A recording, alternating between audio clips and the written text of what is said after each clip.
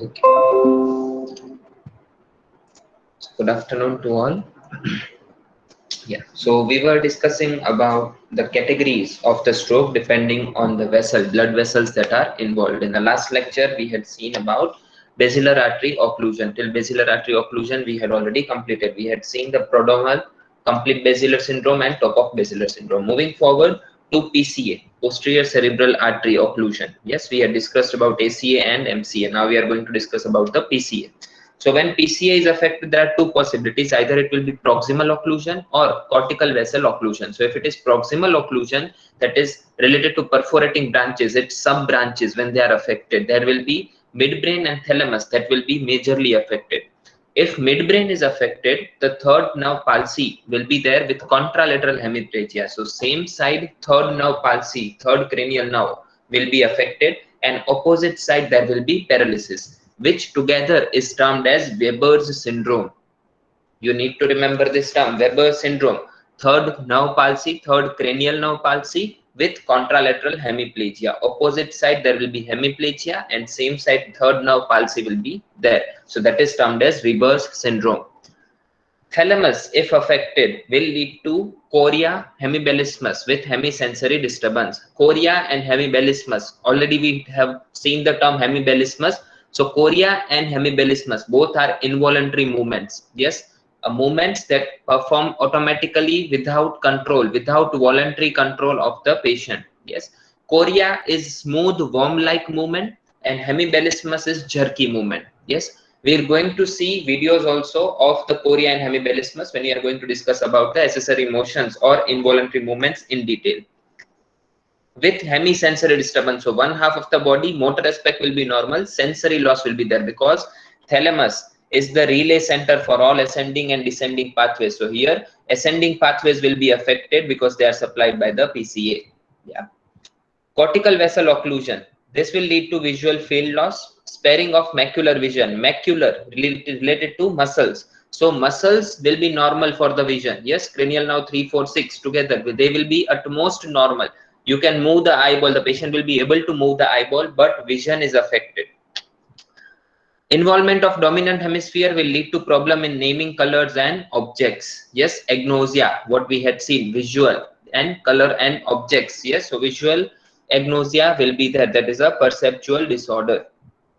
So visual field loss, sparing of macular vision. Macular vision is nothing but the muscles related for the vision. So cranial nerve 3, 4, 6 responsible for the eyeball movement. Intraocular, extraocular muscles, they will be normal, but still there will be some amount of visual loss. Involvement of dominant hemisphere will lead to difficulty in naming or colors and objects, which is a perceptual disorder. Coming to the branch occlusion. So from the basilar artery, we are going to see AICA, PICA, and SCA. Yes, all the three arteries we are going to describe in detail.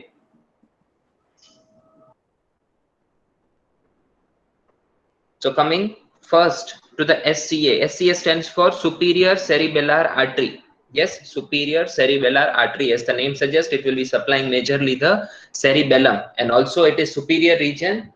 The cerebellum is in connection with the brainstem. So brainstem and the cerebellum both will be affected. If SCA is affected, then cerebellum will give signs of disturbed gait. Yes, cerebellum is responsible for three important functions: balance, coordination, posture. So any of this is affected, there will be change in gait and limb ataxia. Yes, ataxia is incoordination. So difficulty in balance, that is disturbed gait, and coordination is affected, that is limb ataxia. Brainstem is affected, that will lead to ipsilateral Horner syndrome and contralateral sensory loss, that is pain and temperature. Now Horner syndrome is nothing but disturbed nerve pathway from one side of the brain to the face and eye, that we have discussed previously also. So the arteries will not be supplying the nerve, the optic nerve itself will be affected, and because of this there will be Horner syndrome. So brainstem is affected, there will be same side Horner syndrome, difficulty in vision because the blood supply to the optic nerve and the eye is limited, and there will be sensory loss, that is pain and temperature will be affected. Pain and temperature are carried by which ascending pathway? Can anyone tell me?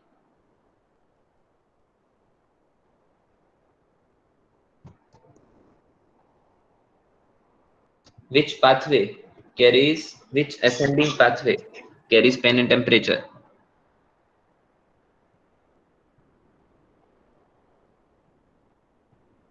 Yes, you have been learning this since first semester, second semester.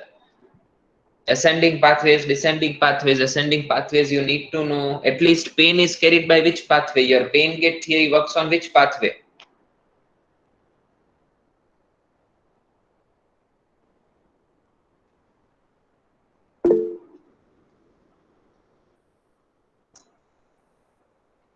Lateral spinothalamic. Yes, so together anterior and lateral spinothalamic tract, they are responsible for pain and temperature perception. They are the responsible fibers for nerves that are carrying the pain and temperature senses from the periphery to the brain, to the thalamus. So you need to remember anterior and lateral spinothalamic tracts. Moving forward,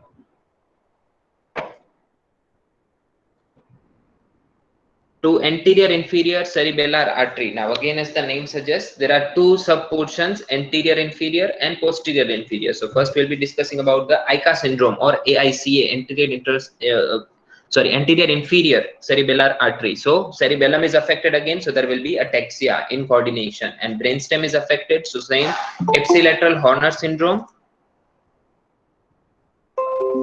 ipsilateral Horner syndrome, ipsilateral sensory loss of pain and temperature of face, and contralateral sensory loss of pain and temperature of the limbs and trunks. Yes. So only difference between SCA and MCA from the brainstem level, you can say it is ipsilateral Horner syndrome is present in both, but ipsilateral sensory loss of pain and temperature of face only. Yes. So only the facial part will be affected. Here the whole body was being affected. That was on contralateral side. Contralateral sensory loss of pain temperature of limbs and trunk. So here face is involved. Otherwise, everything will be same as SCA and AICA. So if face is affected, you can confirm it is anterior inferior cerebellar artery, and if not, it is SCA. Moving to pica syndrome or posterior inferior cerebral artery. So cerebellum is affected. That will lead to dysarthria, incoordination in speaking. Ipsilateral limb ataxia, ataxia again incoordination, vertigo, and nystagmus. Nystagmus is nothing but affection of eyeball or movement, involuntary movement of the eyeball from when you ask the patient to gaze and think. एक जगह patient ने कैसे क्या यहाँ एक ज point ऊपर जुओ से, for example, you are showing a finger, index finger to the patient and asking them to concentrate on it. At that time, the patient will not be able to concentrate there, and there will be to and fro motion, up and down motion of the eyes. That is termed as nystagmus. That is involuntary motion again. So when specifically vestibulofloccular connection is affected, that will cause nystagmus. Vestibulofloccular, yes, the two cerebellar peduncles where they are connecting, and the part that is floccular node of the cerebellum, again anatomy. Yes, so you need to remember the anatomy. That will be helpful for you to understand which part is affected, and accordingly function of that part will be hampered. For brainstem, ipsilateral Horner syndrome, ipsilateral sensory loss of pain and temperature of the face, contralateral sensory loss of pain and temperature of limb and trunk, and ipsilateral pharyngeal and laryngeal paralysis. So again, you can see SCA only was ipsilateral Horner syndrome and contralateral sensory loss. Here, those two were there, but again there was increase in ipsilateral sensory loss of pain and temperature of the face. And here in the pica syndrome, there is again an additional thing. All the three will be there: ipsilateral Horner syndrome, ipsilateral sensory loss of pain and temperature of the face, and contralateral sensory loss of pain and temperature of limbs in the trunk. Additionally, there will be ipsilateral pharyngeal and laryngeal paralysis. Yes, so pharynx and larynx, motor part will be affected, muscles will be affected. Now, if these muscles are affected, there are two possibilities.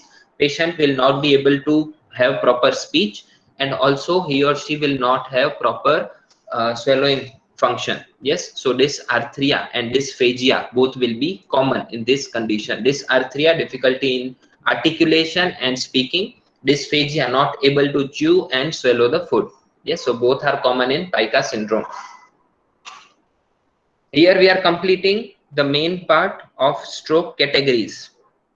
Any doubts in this?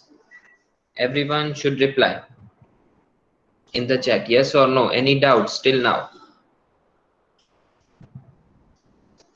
Any portion you didn't get?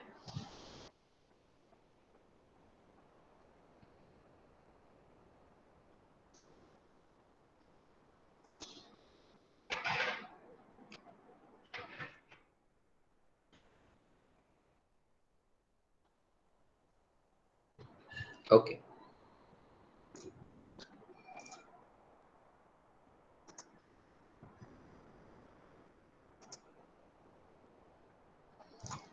Moving to the last part of the stroke, that is management. Now, this is purely medical management. You will be learning about the physiotherapy management in upcoming semesters in PT Neuro subject, not in neurology right now. So here we are going to discuss majorly about the acute phase of stroke. Yes, immediately after stroke, which are the things that the patient will encounter, and accordingly what will be the medical management for the same. These are the most important terms. Ideally, I will be discussing somewhat in detail about the management of the stroke. Many of the medication, why are they working, all the mechanisms we will be including. Later on, when we are going to see other conditions, I will not repeat the same. Yes. So be attentive while we are talking about the management of any neurological condition that has the same features as stroke, or that will have the same clinical features, and management will be same accordingly. So we are going to discuss medical management, prevention management of complications of stroke, and surgical management. All the three we'll be discussing in a bit detail. So this is the overlay of what is the management of medical management of stroke. So phases.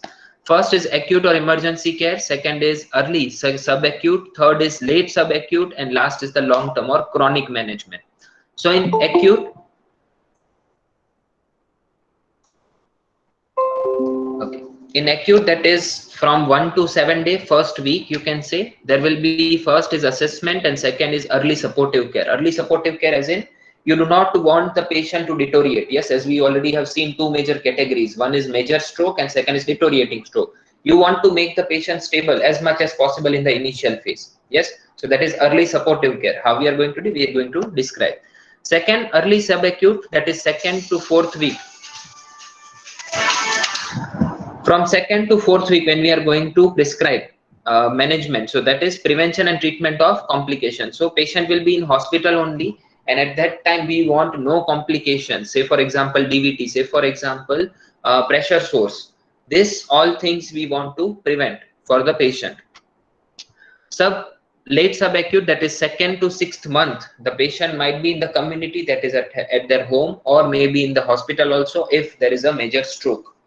So at that time, rehabilitation, psychological support, and prevent recurrence. So to prevent the recurrence, as we already saw in the prognosis, that it is common for the patients of stroke to have second episode of stroke. Ek baju paralysis hoy, same side paralysis thai sake or opposite side. So both sides of the body might be affected. So recurrence chances are more. So to prevent it also, we are giving medications.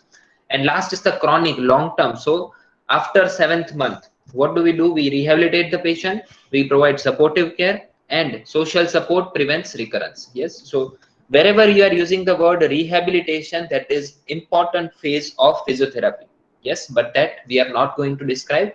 Just for your understanding, I have mentioned it is rehabilitation means physiotherapy and other occupational therapy treatment protocols. So medical management, first is supportive management. We clear off the airway, we maintain the temperature, we maintain the blood pressure, blood glucose, cardiac assessment. Yes, 5 important things.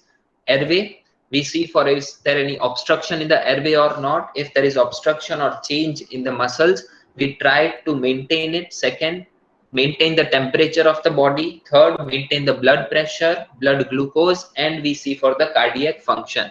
Cardiac function is utmost important. Yes, neurologically we speak about stroke, but it is more of a vascular disease. Yes, any interruption to the blood flow to the brain. Yes, કોઈ પણ જગ્યાએ blood flow brain ને નથી પહોંચતું તો એ disease કોની થઈ, brain ને નથી પહોંચતું, એ secondary થયું. First is vessels. So vessels and heart, they are to be assessed thoroughly. Second is thrombolysis, intravenous or intra-arterial can be given. Antiplatelet drugs will be given. Anticoagulant drugs will be given to the patient. Hemodilution, vasodilators and induced hypertension. All three terms we are going to describe in detail, and neuroprotective agents like vitamins, which are utmost important to the normal physiological properties of the nerves, that should be administered whenever needed. So first, prevention and management of complications. So management of complication improve both short-term and long-term prognosis. Complication of stroke can be divided into general medical, and second is neurological complication. They can also be divided into acute and subacute. Within 7 days, something that happens is acute, and for subacute is more than 7 days up to 1 month at the time of occurrence. For surgical management, for ischemic stroke, first is endovascular intervention, angioplasty and stenting. Angioplasty is moving a part of the vessel and replacing it through any other vessel. Yes, एक part, say for example, a vessel is affected, in ICA is affected. So we'll remove a part of ICA and we'll give a new branch. Say for example, from the lower limb, we are getting an artery or a vessel, vein, and we are taking that, moving it into the position where the ICA was removed. So that is angioplasty, moving a complete new vessel in place of the existing vessel. Stunting, a stunt can be given. Stunt is nothing else but a device which will maintain the artery into the opened position. Yes, कोई पण artery जो contracted રહેશે તો એની જગ્યાએ એને thrombus clear કરીને આ stunt મૂકી દેશું. Stunt મૂકી દેશું, that means it will keep the artery open at that position. Mechanical clot disruption and clot extraction. So we need to extract the clot wherever it is, maybe in the large vessel or maybe in the small vessel, and accordingly there will be operations. Carotid endarterectomy. Now carotid artery directly if intervened, that is termed as carotid endarterectomy. Yes, so part of carotid artery is removed, it is intervened through any other artery. EC and IC, bypass surgery. So bypass, as the name suggests, we are bypassing the normal arteries which are normally present in the brain or wherever it is that is hampered. So extracerebral and intracerebral, both are possible. You take a artery outside the skull, say for example from the neck region, and you provide the circulation to the part that is hampered, that is affected. Intracerebral means skull ni andar thi ek artery ne bypass karine, or we stretch that artery to a new position, that is intracerebral bypass surgery. For intracranial hemorrhage, surgical evacuation of hematoma is utmost important, and for that purpose we always have to go for craniotomy. So by craniotomy only we can extract the hematoma, removal of the hemorrhagic part. For subarachnoid hemorrhage, clipping and coiling of the aneurysm. So because of aneurysm is nothing else, we discussed, yes, when a normal artery loses its elasticity, it becomes dilated. So what should we do? We will clip it and coil it. Coil it means surround it with the structure, surround it with, you can say, a rubber band like structure, so that it will not allow dilation of that part. If it is not dilated, blood will not accumulate there and it will continuously flow. Surgical decompression of cerebellar hematoma again needed, and that for that purpose we have to go for craniotomy. Decompressive craniotomy for cerebral edema, ventricular drainage, patient with the intraventricular hemorrhage and acute hydrocephalus. Hydrocephalus is nothing else but increase in the CSF, cerebrospinal fluid, leading to the increase in intracranial pressure.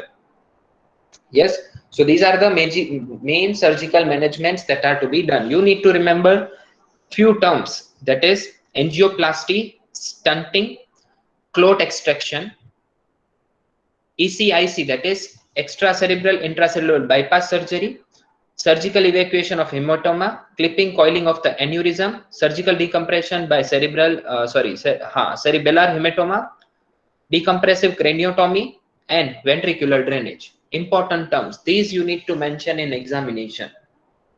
Yes, whenever you are asked about surgical and medical management, then you need to mention these terms. Just write these terms. If you do not explain, that is also fine, because as a physical therapist, it is not important to know the complete procedure. Yes, what is to be done, how it is to be done, how cranium is opened. Yes, that is not our interest.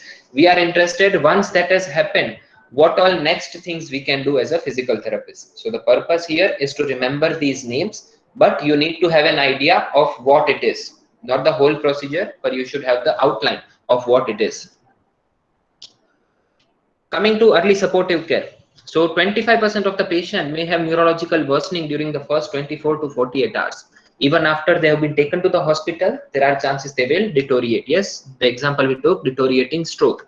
The use of stroke unit is recommended to improve the general management. Nurse incite head up tilt to improve the venous drainage from the head region. Now, as we are already about, gravity plays an important role in any fluid mechanics. Yes, whenever we are standing, yes, the blood will try to pull out downwards and the heart has to work more to pump blood to the brain. Same thing, if intracranial pressure is high, intracranial pressure વધારે છે, CSF flow વધારે છે, there is edema, cerebral edema, so you should keep the patient head up position. Say for example 45 degrees, 45 degrees head up position રાખશું on a tilted table, that will lead to the movement of the fluid downwards. Yes, and that will relieve the edema or decrease the intracranial pressure. Continuous monitoring of neurological deficit for deterioration, including the level of consciousness, which may herald impending herniation.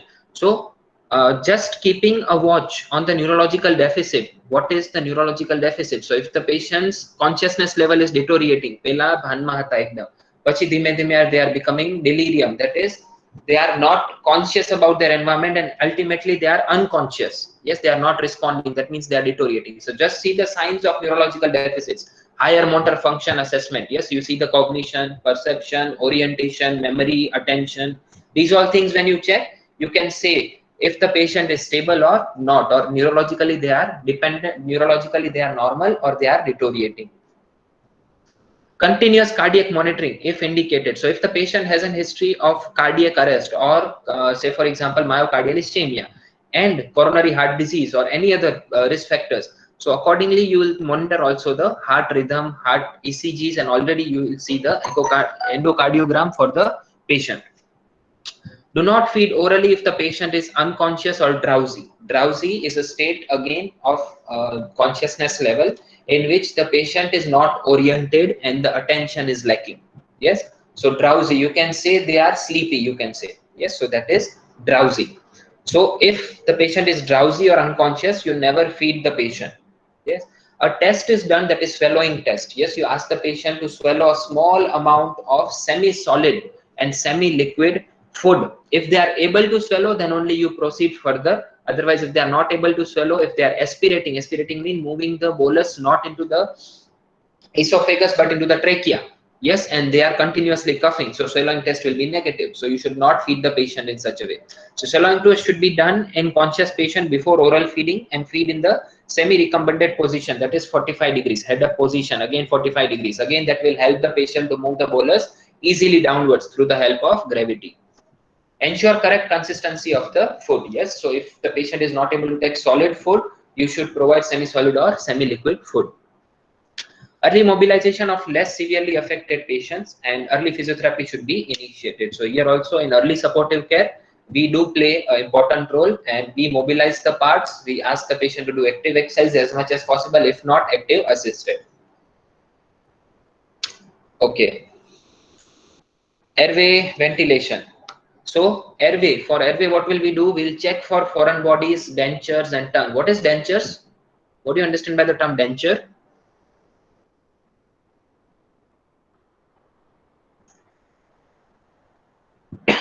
Excuse me. Denture એટલે શું? Dental implant.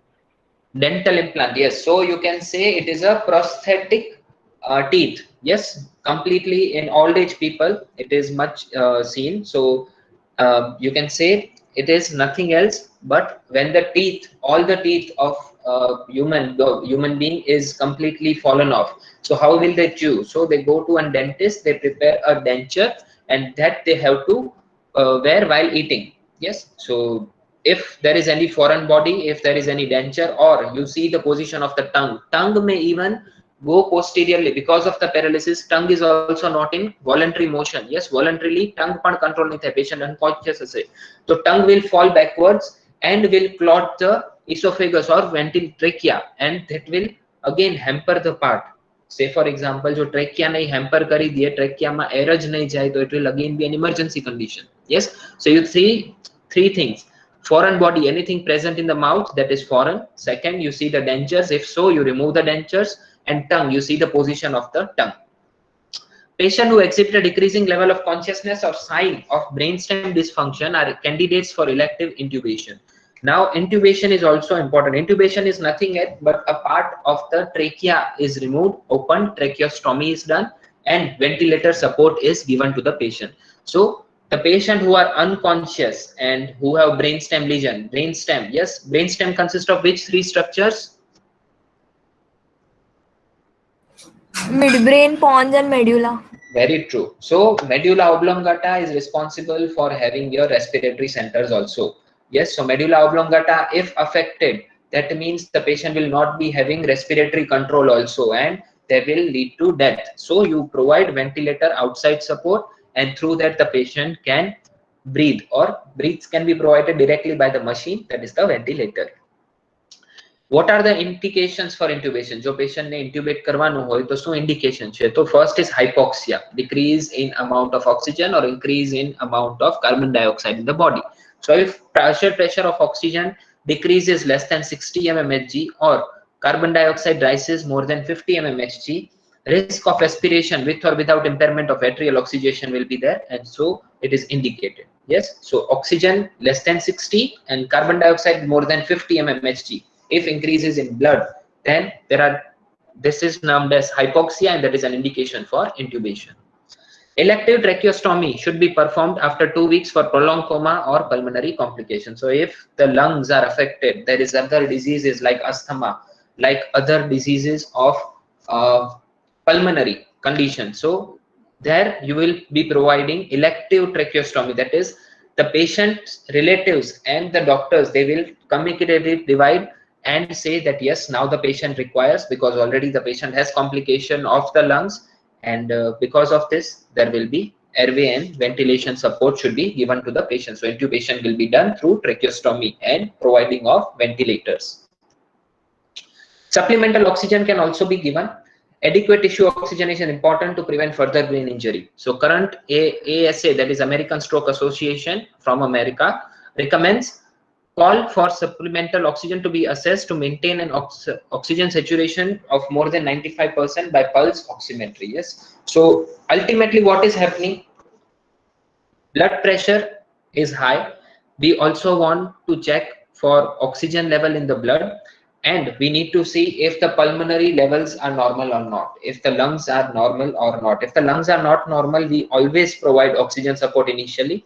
Later on we can move it out, but only when it is 95% by pulse oximetry. So continuous monitoring, what we described. Yes, we need to check for temperature, we need to check for oxygen level, blood pressure, all these things. So oxygen level is one of them. So pulse oximetry, through pulse oximetry, it is an instrument through which 95%, if you see the blood is having at the periphery 95% oxygen in the blood, then and then only you can remove the oxygen, supplemental oxygen supported by through the ventilators. And nowadays the ventilators have an additional function, they directly provide oxygen to the patient through the ventilators. No other oxygenation is required. Okay, fine. So up till here, any doubts anyone has? Write in the chat yes or no. Kai na khabar padi hoy, you can ask right now. Everyone should reply yes or no.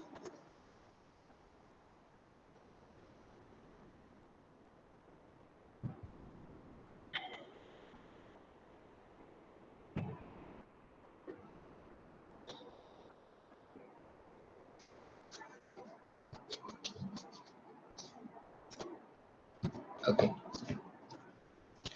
Yes, so till now we haven't seen any medication so far. So medication pass will be next lecture, and also I'll be telling you a shortcut to remember and to go through, how to remember from a specific book, how to go through it and remember the medications. Yes, so that will help you in your examination also. Okay, fine. So we'll keep it till here. Purva, have you taken the attendance? Yes, sir. Okay, fine.